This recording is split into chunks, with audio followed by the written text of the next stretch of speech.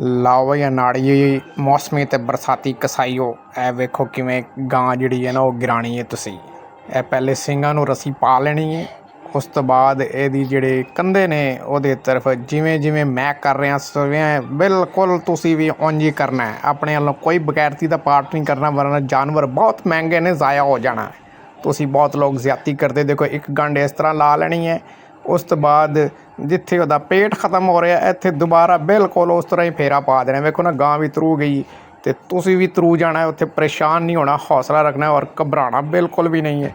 ਇਹ ਦੇਖੋ ਇੰਝ ਪਾ ਕੇ ਰੱਸੀ, ਅਤੇ ਰੱਸੀ ਥੋੜ੍ਹੀ ਜਿਹੀ ਵੱਡੀ ਲੈ ਲੈਣੀ। ਮੈਂ ਤਾਂ ਜ਼ਰਾ ਛੋਟੀ ਲੱਭ ਗਈ ਮੈਨੂੰ, ਤਾਂ ਮੈਂ ਕਿਹਾ ਚਲੋ ਇਹਦੇ ਨਾਲ ਗੁਜ਼ਾਰਾ ਕਰ ਲਈਏ। ਅਤੇ ਤੁਸੀਂ ਥੋੜ੍ਹੀ ਜਿਹੀ ਵੱਡੀ ਰੱਸੀ ਲੈ ਕੇ ਅਤੇ ਇਹ ਲੱਤਾਂ ਤੋਂ ਬਚ ਕੇ ਤੁਸੀਂ ਜਿਹੜਾ ਹੈ ਨਾ, ਕਿਉਂਕਿ ਨਾੜੀ ਕਸਾਈਆਂ ਲੱਤਾਂ ਵੀ ਖਾ ਜਾਏ, ਇੰਝ ਛਿੱਕੀ ਮਾਰਨੀ ਜ਼ਰਾ ਜ਼ੋਰ ਦੀ। ਇਹ ਵੇਖੋ ਗਾਂ ਜਿਹੜੀ ਹੈ ਨਾ ਇਹ ਗਿਰ ਗਈ ਜਨਾਬ।